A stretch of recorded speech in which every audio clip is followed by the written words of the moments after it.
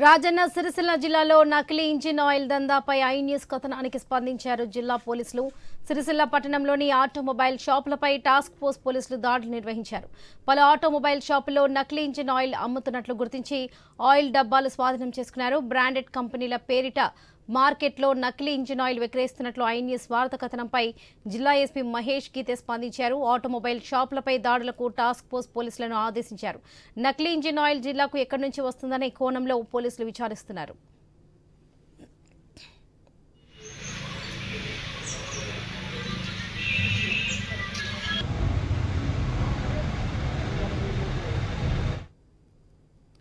రాజన్న సిరిసిల్ల జిల్లాలో నకిలీ engine oil దందాపై I news కథనానికి స్పందించారు జిల్లా పోలీసులు. ఇదే విషయానికి సంబంధించి మరిన్ని అప్డేట్స్ మా ప్రతినిధి విజయ్ భాస్కర్ అందిస్తారు.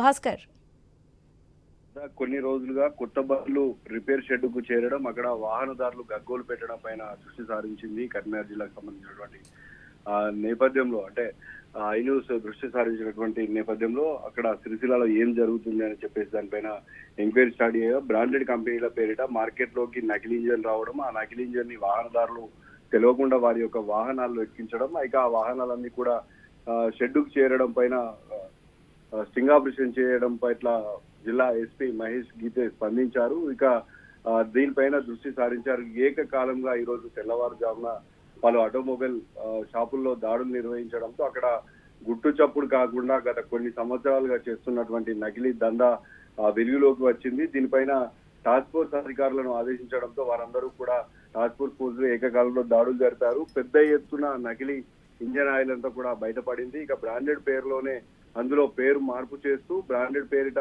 డబ్బులు వసూలు చేస్తూ నకిలీ ఆయిల్ ను అడ్డగడుతున్నట్టుగా కూడా గుర్తించారు. వారందరి పైన కూడా క్రిమినల్ కేసులు నమోదు చేశారు. గత కొద్ది కాలంగా చూసినట్లయితే ఇందులో చూసిన నకిలీ నకిలీ నకిలీ అంతా కూడా నకిలీ మయంగా మారినటువంటి తరుణంలో, అయితే గత సంవత్సర కాలంగా పాత కొత్త అనేటువంటి వాహనాలు తేడా లేకుండా అవన్నీ షెడ్డుకు చేరడం, పెద్ద ఎత్తున వాహనదారులకు కుచ్చుటోపు పెట్టడం, ఇవంతా కూడా గ్రహించినటువంటి వాటిపైన ఇంజనీర్లను కలిసినటువంటి సమయంలో వారు చెప్పారు అంతా కూడా నకిలీ ఇంజన్ ఆయిల్ అంతా ఎక్కడ తయారవుతుందనేది తెలియదు, కానీ ఆ పేరిట కూడా సిరిసిల్లకు వస్తుందని చెప్పేసి భావించడంతో దానిపైన స్టింగ్ ఆపరేషన్ చేయడంతో అంతా కూడా బయటకు వచ్చింది వెలుగులోకి.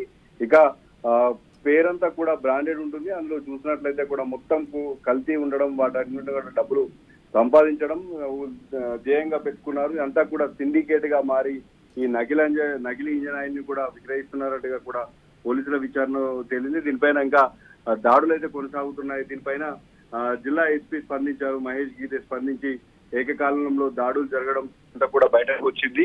ఇక దీని తెరచాటున ఎవరు ఉన్నారన్నటువంటి విషయం పైన కూడా పోలీసుల ఎంక్వైరీ అయితే కొనసాగుతుంది. పెద్ద ఎత్తున నకిలీ ఇంజన్ ఆయిల్ స్వాధీనం చేసుకున్నారు. స్వాధీనం చేసుకోవడంతో పాటు అసలు ఎన్ని సంవత్సరాలుగా ఈ గుట్టు చప్పుడు కాకుండా చేస్తా ఉన్నారన్నట్టు పైన కూడా దృష్టి సారించారు. ఇక దీని వెనుక ఎవరున్నారని మాత్రం తేలాల్సిందే. ప్రస్తుతానికైతే ఇటు డీలర్లతో పాటు కొంతమంది మెకానికులు ఉన్నారంటగా కూడా పోలీసుల విచారణలో తేలింది. ఎందుకంటే ఇది మెకానిక్ షెడ్కి వెళ్ళినటువంటి సమయంలో వాహనదారులు తమ యొక్క వాహనాలు ఇచ్చి సాయంత్రం ఆ వాహనాలన్నింటినీ కూడా తీసుకుంటాం, సర్వీసింగ్ చేయించి పెట్టాలంటూ కూడా అక్కడ వదిలేసి వెళ్తా ఉంటారు. కానీ వచ్చేసరికి సర్వీసింగ్ అయిందని చెప్పడం, కేవలం 1000 నుంచి 1200 కిలోమీటర్లు ఒక వాహనాన్ని సర్వీసింగ్ చేసినటువంటి సమయంలో దాదాపు 2500 కిలోమీటర్ల నుంచి 3000 కిలోమీటర్ల వరకు ఆ సర్వీసింగ్ రావాల్సి ఉంటుంది. కానీ అందులోనే సగం రావడం, అందులోనే స్పోక్ రావడంతో పాటు వాహనాలు శబ్దం రావడంతో, ఇంజన్ల శబ్దం రావడంతో ఒక్కసారిగా వాహనదారులు అంటే పెద్ద ఎత్తున కూడా వారి యొక్క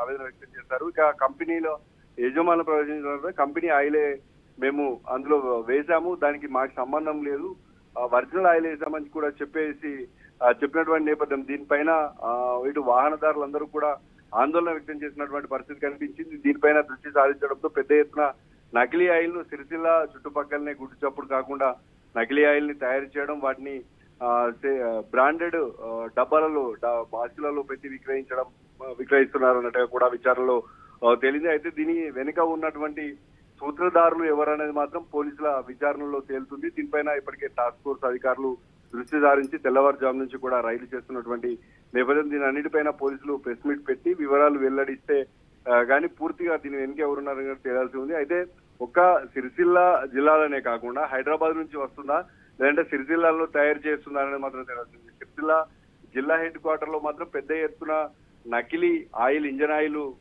సప్లై అవుతుందని చెప్పేసి కూడా తయారు చేసి విక్రయిస్తున్నారు అన్నట్టుగా కూడా పోలీసులు భావిస్తా ఉన్నారు. మరోవైపు వాహనాలన్నీ కూడా షెడ్డుకు చేరడం వాహనదారుల జేబులకు పెద్ద ఎత్తున చిల్లుపడుతుంది. ఎందుకంటే వాహనదారుడు దాదాపు 1,50,000 విక్రయించి నూతన వాహనాన్ని తీసుకున్నటువంటి అనంతరం కేవలం 6 నుంచి సంవత్సరం లోపలే తిరిగి మెకానిక్ షెడ్కు చేరడం, ఇదంతా కూడా పెద్ద ఎత్తున సాగుతా ఉంది. ఇక కొత్త పాత అనేది తేడా లేకుండా మొత్తం కూడా నకిలీ ఆయిల్ ని విక్రయిస్తున్నట్టుగా పోలీసుల విచారణలో తేలింది. అయితే దీని వెనుక సూత్రధారులు ఎవరనేది మాత్రం తేలంటే మరింత సమయం పడుతుంది. అది దాడులు సాయంత్రం వరకు కూడా కొనసాగుతాయి.